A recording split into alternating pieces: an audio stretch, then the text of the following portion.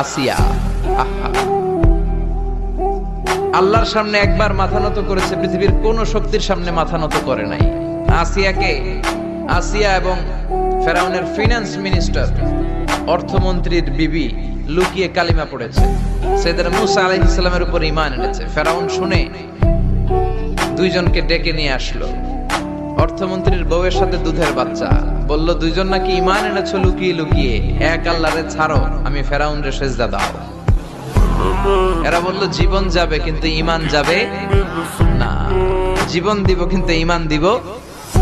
প্রথমে ধরলো অর্থমন্ত্রীর বউকে, তাড়াতাড়ি আমার পায়ে সেজদায় লুটিয়ে পড়ো। সে বলে না, জীবন যাবে ঈমান যাবে না। বলল তাই নাকি, দেখি তোমার ঈমানের কত পাওয়ার। জল্লাদরে বলল কড়াইয়ের ভেতরে আগুন গরম করো, তৈল গরম করো, দুধের বাচ্চাটারে টেনে নিয়ে তেলের মধ্যে ছেড়ে দাও। কল্পনা করতে পারেন? দুধের বাচ্চাকে মায়ের বুক থেকে ছিনিয়ে নিয়ে তেলের মধ্যে ফালাচ্ছে, বাচ্চাটা রোস্ট হয়ে যাচ্ছে, আর বাচ্চাটা বড় মানুষের মতো মাকে বলছে, মা চিন্তার কারণ নাই, এটা উত্তপ্ত তেল নয়, এটা জান্নাতের বাগান। ভয় নাই মা, তুমি চলে আসো, তুমিও লাফিয়ে পড়ো, শাহাদাতের পেয়ালা থেকে মিষ্টি সুধা পান করো।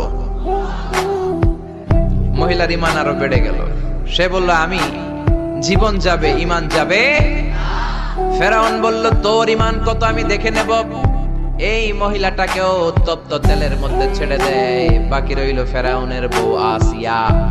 আসিয়ারে ফেরাউন বলল, আসিয়া এক আল্লাহর ইবাদত ছাড়ো, আমারে সেজদা দাও। আসিয়ারও এক কথা, জীবন দিব ঈমান দিব। ফেরাউন বলে আসিয়া তোরে উলঙ্গ করব, বউ হয়েছিস, আই ডোন্ট কেয়ার। হাজার হাজার মানুষের সামনে নিজের বউকে উলঙ্গ করলো। তক্তার মধ্যে উলঙ্গ বউকে শুইয়ে হাতের মধ্যে পেরেক ঢুকালো, পায়ের মধ্যে পেরেক ঢুকালো। এক একটা পেরেক ঢুকায় তক্তার মধ্যে ছিদ্র হয়ে ঢুকে আর ফিনকি দিয়ে রক্ত বেরোয়। আসিয়া চিৎকার মারে। ফেরাউন বলে তাড়াতাড়ি আসিয়ারে তেলের মধ্যে ফেল। আল্লাহ বললেন জিব্রাইল যা, জান্নাতটা তুলে নিয়ে আসিয়ার চোখের সামনে ধর। আমার আসিয়া জান্নাত দেখে দেখে যেন আমার কাছে আসে।